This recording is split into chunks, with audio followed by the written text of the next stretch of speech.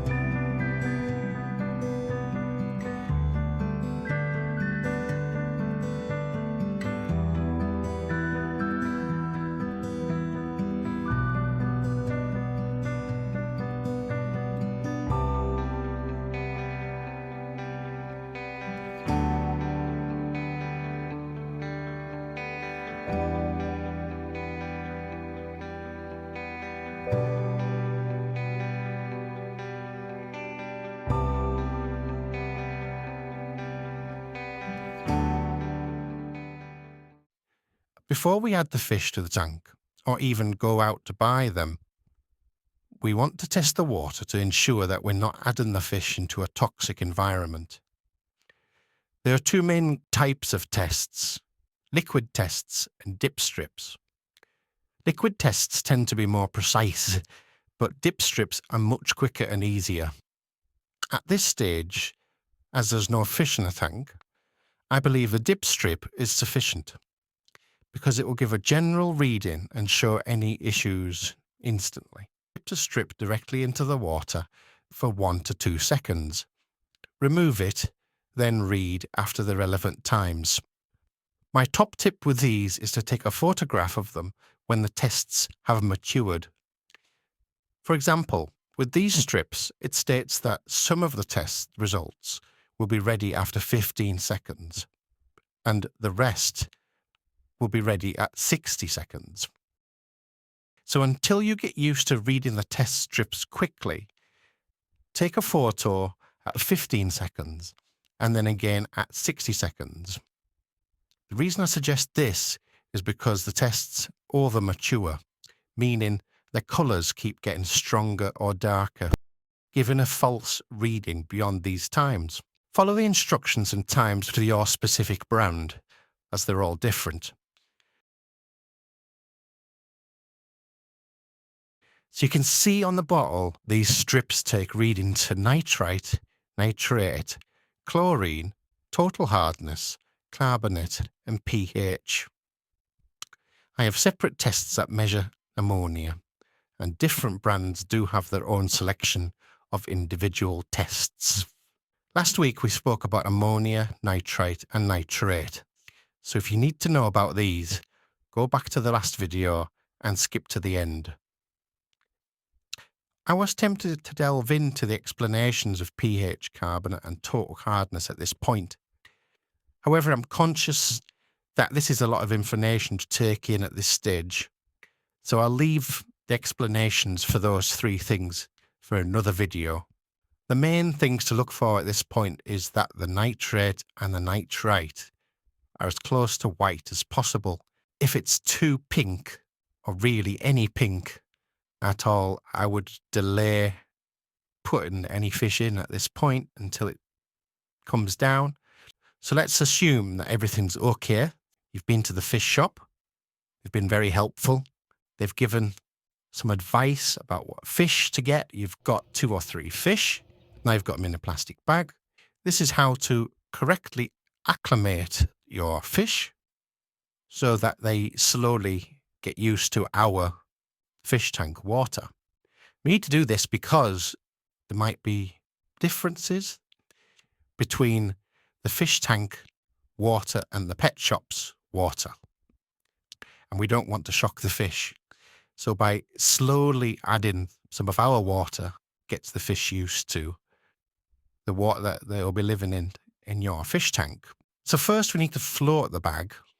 So by slowly raising them back up to the correct temperature, it's going to help them acclimatize nice and gently.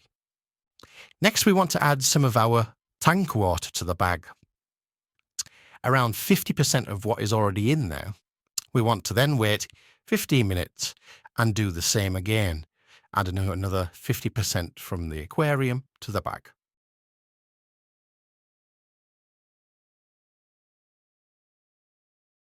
I like to then take an extra step, and this involves taking a jug full of the tank water, scooping out the fish from the bag in a net and adding them to the jug. I can make absolutely sure that the fish are okay in the water that is 100% my fish tank water. So in go the first 2 fish. These are albino red swordtails. Swordtails are very hardy fish, great for beginners, okay for this size tank. Anything smaller I probably would advise against it. I swapped the bogwood out for some spiderwood. Prefer how the spiderwood and the dragonstone go together. It may also turn the water a slightly brown colour, but this is harmless. It's what's known as tannins. Now I've added my first fish to the tank, it's time to leave them to settle in. I've turned the filter back on, and once again the guppy grass is flying around, but it is fine. Fish will need fed twice a day. It's better to feed them smaller amounts twice a day rather than one big amount in one go. Rule of thumb is enough that they can eat in 2 or 3 minutes. If they're still looking a little bit hungry, give them a little bit more. You don't want loads of food sitting at the bottom, as that's just going to decay and cause problems. Anyway, that just about wraps it up for this week. Remember to feed the fish, keep an eye on them health-wise, and just enjoy them. Next week, we will look at adding some more fish to the tank when the bacteria has developed further. And we'll delve a little deeper into water chemistry with a more precise liquid test. Until then, bye for now.